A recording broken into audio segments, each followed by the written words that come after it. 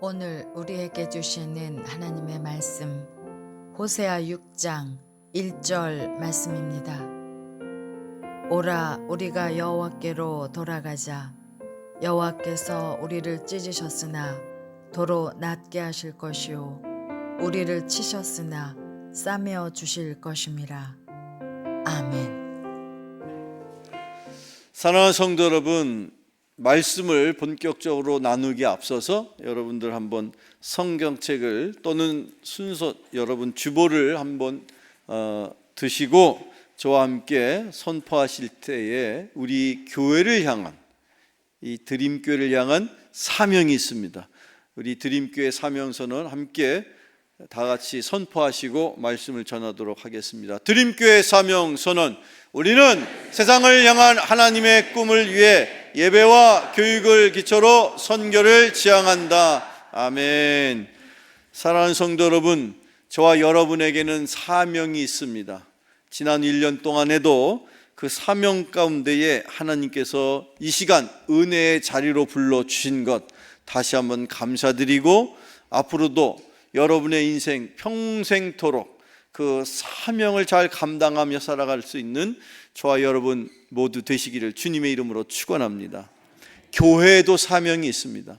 한 개인에게도 사명이 있지만 교회에도 사명이 있고, 또한 그 시대마다 그 교회마다의 사명이 있습니다.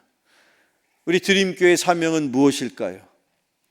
모든 세상에 있는 교회는 당연히 하나님이 주신 명령, 땅끝까지 이르러 내 증인이 되라 하는 사명이 모든 교회에 있습니다. 그 가운데서도 여기 지금 이 평택에 존재하고 있는 이 드림교회의 사명은 무엇일까요? 여기 70여 년 전에 이 땅 가운데 이 교회를 세우신 하나님의 뜻은 과연 이 시대를 통해서 저와 여러분을 통해서 하나님이 보시기를 원하시는 그 뜻은 과연 무엇일까? 그것이 여러분의 인생의 사명이 되기를 축원합니다. 하나님이 여러분의 인생에 마음에 품게 하신 세상으로부터 오는 꿈이 아니라 말씀을 통해서 하나님이 나에게 주시는 꿈, 때로 그 꿈을 품을 때는 고통스럽고 때로는 힘이 들고 때로는 그 꿈 때문에 심지어 죽을 고비를 넘길 때도 있습니다.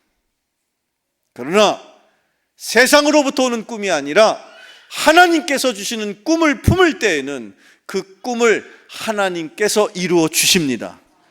요셉이 품은 꿈처럼 그 꿈을 통해서, 요셉의 가문을 통해서 인류를 구원할 메시아 예수 그리스도를 보내주셨던 그 하나님의 놀라운 꿈처럼 저와 여러분을 통해서도 하나님이 이루실 꿈이 있다면 그 사명을 다하는 날까지 달려가는 신앙생활 하실 수 있기를 주님의 이름으로 축원합니다.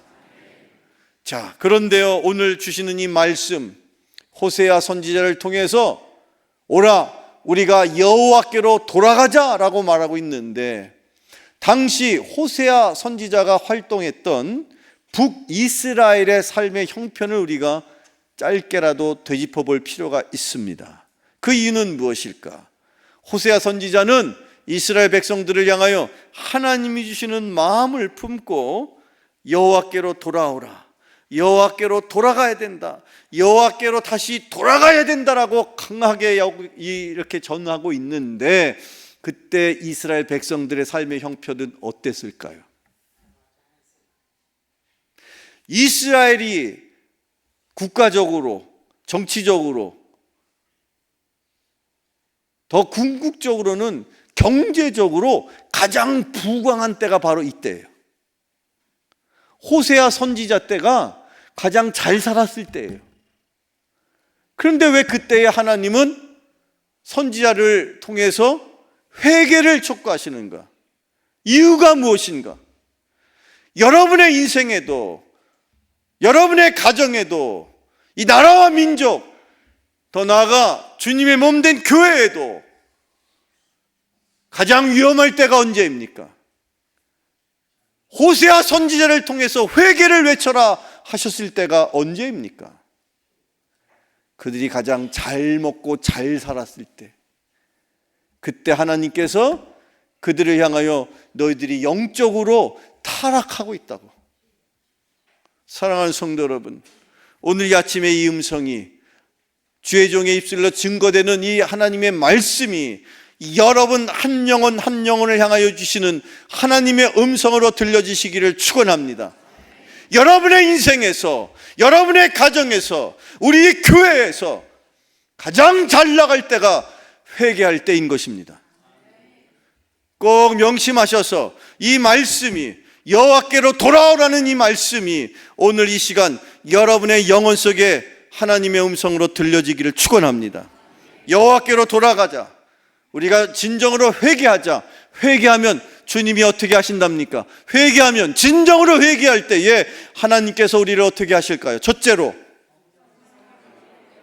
여러분은 진정한 회개를 통해서만이 성령을 받게 될 것입니다.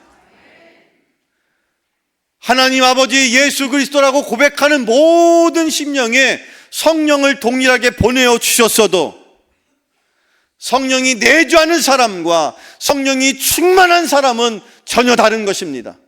주여 주여 하는 자마다 다 천국에 갈 것이 아니다라고 예수님께서 말씀하신 것을 기억하십니까?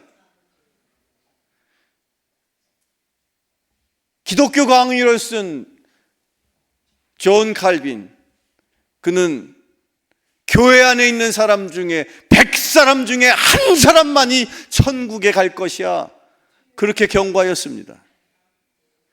이 자리에 앉아있는 드림교회 성도 여러분, 바라기는 여러분이 그 한 사람 되기를 축원합니다. 교회 안에 다니는 모든 사람이 구원받기를 축원합니다. 그러나 안타까운 것은 우리의 삶을 되돌아보면 여전히 우리의 모습은 입술로는 주여 주여 할지라도 우리의 삶의 순정한 모습은 여호와로부터 점점 멀어지고 있다는 사실입니다. 오늘 과연 우리는 진정한 회개를 통해서 여호와께로 돌아가야 하는 저와 여러분, 과연 주님께서 왜 우리를 주님 전으로 다시 돌아오라고 지금도 여전히 여러분을 향하여 외치는 것일까요? 그 이유는 첫째로 성령을 받아야 하기 때문입니다. 회개하지 않는 사람에게는 성령이 임하시지 않습니다. 성경을 읽어보겠습니다. 신약 성경 사도행전 2장 38절입니다. 시작. 베드로가 이르되 너희가 회개하여 각각 예수 그리스도의 이름으로 세례를 받고 죄 사함을 받으라. 그리하면 성령의 선물을 받으리니. 아멘. 성령의 선물이라고 표현되어 있는데 더 정확한 표현으로는 성령을 선물로 이렇게 이해하면 정확할 것입니다. 회개하는 자에게 성령을 선물로 주십니다. 왜 우리는 끊임없이 계속해서 회개하라고 그렇게 성경은 우리에게 말하고 있을까요? 한 번 회개했으면 됐지, 또 도대체 언제 또 다시 우리를 다시 회개를 하고 주님은 이렇게 요청하시는 걸까요? 물론 우리의 원죄가 회개를 통해서 씻음바 되어서 우리가 주님의 자녀가 되었지만 그 후에도 우리는 주님의 자녀로 신앙생활을 하고 있지만 그럼에도 불구하고 우리는 여전히 말과 생각과 행동을 통해서 하나님 앞에 죄와 허물이 있습니다. 믿으십니까? 그 죄와 허물의 문제를 여전히 해결하지 않은 상태로는 결코 내 안에 성령께서 일하실 수가 없어요. 여러분 안에 성령이 일하실 수 있도록 준비를 하시려면 여러분의 영혼이 성결케 되어야 합니다. 그게 바로 회개인 것이죠. 성경을 계속 읽어봅시다. 요한일서 4장 13절의 말씀인데요, 함께 같이 읽어봅시다. 요한일서 시작. 그의 성령을 우리에게 주심으로 우리가 그 안에 거하고 그가 우리 안에 거하시는 줄을 아느니라. 아멘. 성령님은 우리에게 임하신 두 번째 보혜사이세요. 첫 번째 보혜사는 예수님이세요.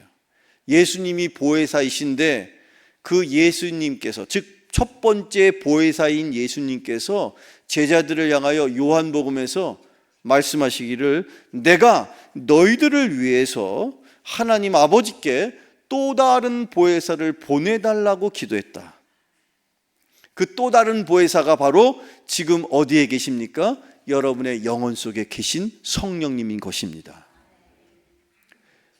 그 보혜사이신 성령님께서 저와 여러분의 영혼 속에서 계시는데, 따라서 하나님은 저 하늘나라에 계시지 않고 이 순간 여러분의 영혼 속에 계신다는 거예요.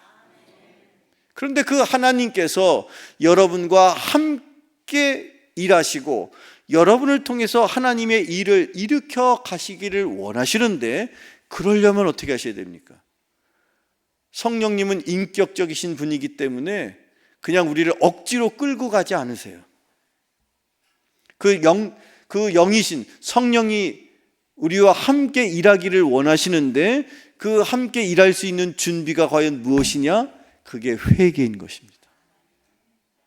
회개하는 자를 통해서 성령께서 일하실 수 있기를,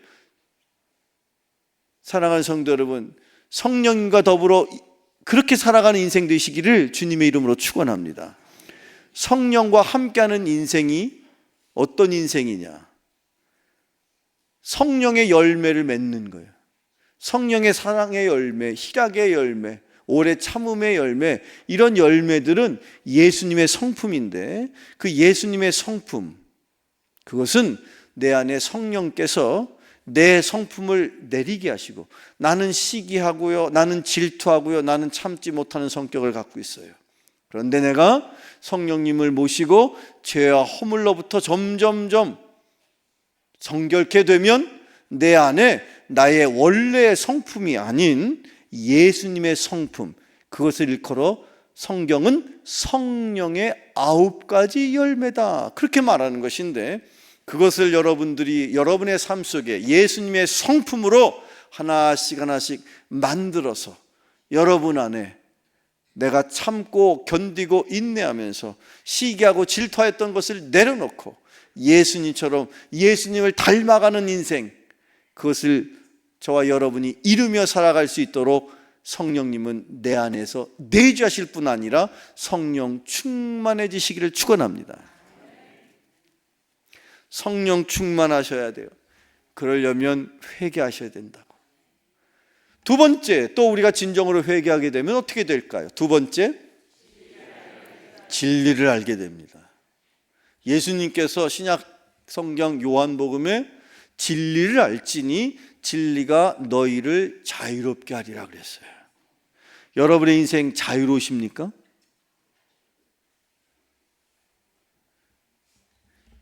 우리는 무엇으로부터 자유로워야 될까요? 무엇보다 중요한 것, 죄로부터 자유로우시다. 마귀는, 사단은 죄나 허물을 올가미로 사용해서 우리를 옥죄는 거예요. 여러분 서부 영화 같은데, 옛날 서부 영화 같은데 보면 카우보이가 말이나 소를 올가미를 막 돌려가지고 쭉 던지면 그 올가미가 말이나 소의 목을 콱 그렇게 올가매어서 결국 큰 덩치의 말이나 소를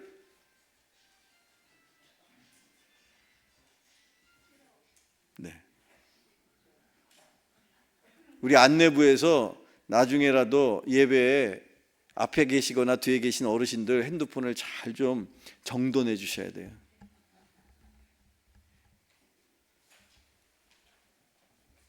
이 예배의 이 순간은 하나님께서 절대 방해받아서는 안 되는 시간으로 우리에게 요구하고 계십니다. 여러분들은 말씀을 통해서 하나님과 직접 만나고 계시는 거예요. 지금 이 순간은 하나님을 내가 대면하고 있는 거예요. 그래서 이 예배를 누가 주관하시느냐? 성령께서 주관하는 거예요. 그래서 예수님이 마지막 때에는 영과 진리로 예배하는 자를 찾으신다. 때때로 제가 안타까운 것은 예배 중에 잘못해서 한 영혼이라도 놓치면 나중에 하늘나라 가서 책망받을 것을 저는 생각합니다. 내가 너의 그 예배에, 너의 그 교회에 내가 사랑하는 나의 백성들을 보내었는데 너는 도대체 세상에서 잡담하다가 세상 이야기 하다가 그러고선 1시간 예배 드렸다고, 그러고선 내가 사랑하는 자녀들이 세상에 나서 어떻게 산다고. 하나님이 때때로 저에게 그런 책망을 주실 때 저는 두려운 마음으로 이 단에 섭니다. 두려운 마음으로 이 예배를 드릴 수 있는 여러분 되시기를 바랍니다. 구약시대의 레위기에는요, 예배 드리다가 하늘에서 그의 영혼을 거두어 가신 많은 제사장들의 이야기가 나옵니다. 이 예배의 순간은 그래서 우리가 최선을 다해서, 그래서 하나님께서는 더 이상은 예배를 드리길 원하지 않는다 하시면서 말라기서 마지막 말씀에 너희들 같이 헛되게 예배 드리는 건 내가 싫어. 그러니 누구든지 저 성전의 문을 막아. 다 내쫓으셨어요. 400년 동안 이스라엘 백성들이 한 말씀도 하나님 앞에 듣지를 못합니다. 그리고 400년이 지난 다음에 이제 비로소 예수님을 이 땅에 보내셔서 마지막 때에 받을 예배가 따로 있다고 말씀하셨어요. 그런 예배를 드려야만 합니다. 회개하는 자에게 성령을 주십니다. 그리고 성령을 통해서 저와 여러분이 하나님을 만나는 거예요. 내 안에 계신 성령님은 하나님이시거든요. 하나님은 지금 내 안에 계시는 거예요. 하나님이 그 멀리 계시지 않고 나와 함께 계시는 거예요. 그런데 그 하나님이 내가 죄를 짓거나 나에게 허물이 있으면 점점점 그 간격이 벌어지고 그 사이에 틈이 생기면 사단과 마귀가 역사하기 시작합니다. 요한일서 4장 13절에 이르기를 그의 성령을 우리에게 주심으로 우리가 그 안에 거하고 그가 우리 안에 거하시는 줄을 안다. 주님이 이 순간에 이 자리에 계시는 거예요. 사람을 보고 예배드리지 마시고 이 안에 역사하고 계시는 성령님을 만나시기를 주님의 이름으로 축원합니다. 두 번째, 우리가 진정 회개해서 여호와께로 돌아오면 우리는 어떻게 됩니까? 진리를 안다고 그랬죠. 여러분, 진리를 아는 사람과 그렇지 않은 사람의 차이가 무엇일까? 성경 말씀 요한복음 14장 16절 17절 읽어볼게요. 시작.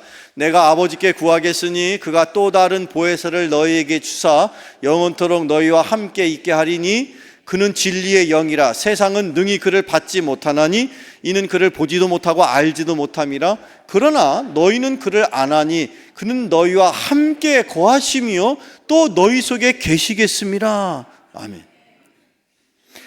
우리 속에 계신다고 그랬어요. 진리의 영이신 성령님은 우리 속에 계시는데 문제는 그분이 일하셔야 되거든요. 그분이 역사하셔야 된단 말이에요. 역사라는 말은 그분께서 힘써서 일하신다 그런 뜻입니다. 그분이 여러분의 인생을 주관할 수 있도록, 그분이 여러분의 가정을 책임질 수 있도록, 그 성령께서 우리 교회를 이끌어 가실 수 있도록 여러분이 내어드려야 돼요. 여러분의 인생을 주님께 맡기십시오. 여러분의 가정을 주님께 맡기십시오. 여러분의 사업을 주님께 맡겨놓으십시오. 그러면 어떻게 되는가? 주님이 책임지시는 거예요. 주님이 맡기지 않은 인생, 그 책임을 내가 지니까 피곤하고 힘들고 어려운 거죠. 여러분의 인생 여러분이 책임지십니까? 여러분의 인생 주님이 맡아주신다는데 여전히 맡기지 못하니까, 여전히 내가 움켜쥐고 있으니까 근심하고 걱정하고, 그러니 얼마나 교회 안에서도 힘들고 어려워하는지. 교회 안에 오시면 표정이 바뀌어야 돼요. 주님 안에서 내가 참 평안을 누리고, 주님 안에서 내가 참 말씀을 통해서 영의 양식을 공급받으니 내 영혼이 잘된 같이 범사가 잘되고 강건하게 되는 것이죠. 당연한 것이지 않습니까? 근데 여전히 그 영혼이 여전히 그냥 세상에서 찌들고 세상에서 그냥 상처받고 그대로 왔다가 그대로 가니까 표정이 바뀌질 않죠. 여전히 어둡고 여전히 우울하고 여전히 답답하고, 주님 앞에 오면 인생의 문제가 해결되어서 이제 주님 곁을 떠나서 세상에 나아갈 때는 여러분의 얼굴에 광이 나고 윤이 나고, 여러분을 보기만 해도 믿지 않는 사람들이 당신 이렇게 힘들고 어려운 때에 당신의 얼굴에서 윤이 난다, 광이 난다. 비결이 뭐냐? 그래야 전도가 되죠. 여러분이 우울하고 여러분이 그냥 얼굴이 그냥, 과연 그렇게 된다면 세상 사람들이 우리를 보고 주님을 나도 믿고 싶어라는 말을 하겠습니까? 디모데후서 2장 25절 26절 같이 읽어봅시다. 시작. 거역하는 자를 온유함으로 훈계할지니 혹 하나님이 그들에게 회개함을 주사 진리를 알게 하실까 하며 그들로 깨어 마귀의 올무에서 벗어나 하나님께 사로잡힌 바 되어 그 뜻을 따르게 하실까 함이라. 아멘. 하나님께 사로잡히지 않으면 그럼 어떻게 될까요? 여러분이 성령께 사로잡히지 않으면 반대로 마귀의 올무에 사로잡힌다고 성경은 말하고 있어요. 여러분이 지금 빨리 그 마귀의 올무에서 벗어나야만 여러분이 하나님의 자녀답게 복되고 하나님의 자녀답게 은혜롭고 하나님의 자녀답게 아멘도 할 수 있는데, 여러분이 여전히 마귀의 올무에 사로잡혀 있다는 거예요. 근데 그 마귀가 무엇을 올무로 삼느냐면 죄 혹은 허물을 올무로 삼는 거예요. 죄라는 올가미, 허물이라는 올가미를 돌려서 나에게 던진단 말이에요. 근데 그거를 때때로 내가 죄를 지을 수 있어요. 때때로 내가 잘못할 수 있어요. 하지만 그때그때마다 내가 예수님의 이름을 부르고 보혈의 능력으로 죄 씻음 받고 다시 회복되면 그 올무를 벗을 수가 있는 거예요. 그래서 하나님께서 여기 지금 디모데후서에서 이르기를 하나님이 그들에게 회개함을 주사 진리를 알게 하실까 한다. 회개함을 주십니다. 누가? 주님이. 하나님이 우리가 회개해야지 해서 회개가 안 돼요. 하나님 앞에 우리가 회개할 수 있는 단 하나의 이유는 우리가 우리의 능력이 아니라 하나님의 크신 궁휼하심을 우리가 알기 때문에 그 회개함을 받는 것이지, 내가 회개해야지 그렇게 다짐한다고 회개가 되지 않습니다. 그래서 성경은 하나님이 그들에게 회개함을 주신다고, 그리고 나면 진리를 알게 한다고, 그렇게 진리를 알게 되면 마귀의 올가미를, 마귀의 올무를 벗어날 수 있다고, 그런 인생 살아가시기를 축원합니다. 진리를 아셔야 돼요. 끝으로 세 번째, 우리가 또한 여호와께로 돌아가면 우리는 어떻게 됩니까? 이때야 비로소 여러분의 인상이 펴지는 거예요. 여러분의 인상이 자유로워지시기를 바랍니다. 그러면요, 여러분 그 마음에 짐스러웠던 것들을 다 가볍게 내려놓으면 자연스럽게 얼굴에서 부드러운 미소가 자연스럽게 드러나는 거예요. 억지로 웃는 미소가 아니라 그냥 자연스럽게. 여러분의 영혼이 자유로워졌거든요. 여러분의 영혼이 자유로워지면, 여러분의 육신도 자유로워지면 여러분의 얼굴도 자유로워집니다. 근데 여러분의 얼굴은 어때요? 근심 걱정으로 꽉, 얼굴이 그냥 근심 걱정으로 얼굴이 그냥 이렇게 일그러져 있잖아. 성경 읽어봅시다. 요한복음 8장 32절입니다. 시작. 아멘. 제가 다녔던 대학교에 학교마다 있는 교훈이라고 할까요? 학교마다 있는 교훈에 제가 다녔던 학교가 연세대학교였는데 그 학교는 선교사 펜젤러 언더우드에 의해서 설립된 학교인데 그 학교의 교훈이 진리와 자유예요. 진리를 알게 되면 인생의 자유함을 얻습니다. 여러분의 인생을 힘들게 하는 여러분의 인생의 문제, 어떤 문제든 여러분 그 문제에 대한 답이 성경에 있어요. 여러분이 힘들어하는 어떤 문제의 답도 성경을 통해서, 즉 진리가 되시는 말씀을 통해서 찾게 되면 그 문제는 풀 수 있습니다. 여러분이 풀고자 하는 문제가 무슨 문제가 있어요? 경제 문제, 건강의 문제, 인간 감정의 문제, 관계의 문제, 자녀 교육의 문제, 아멘 안 하는 문제, 여러 가지 다양한 문제가 많이 있단 말이에요.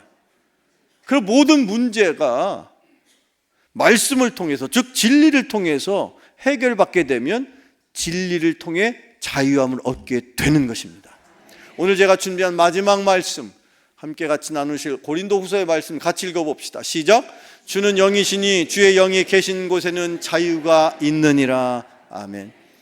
여러분, 세상 여러분을 힘들게 하고 어렵게 여러분의 발목을 잡고 있는 그 어떠한 부정적인 생각도 오늘 이 시간 이후로 회개함으로 여러분 안에 주님이 주신 참된 자유함으로 그렇게 여러분의 인생이 변화되기를 주님의 이름으로 축원합니다. 기도하겠습니다. 하나님 아버지, 오늘 주신 말씀을 통해 주님을 떠나 방황하였던 시간들을 회개하며 다시 주님께로 돌아오기를 소망합니다. 주님의 은혜로 지나온 한 해를 돌아보며 우리의 상처 입은 영혼을 치유하시고 새 힘을 주셔서 주님과의 관계를 온전하게 회복할 수 있도록 은혜를 더하여 주시옵소서. 예수님의 이름으로 기도하옵나이다. 아멘.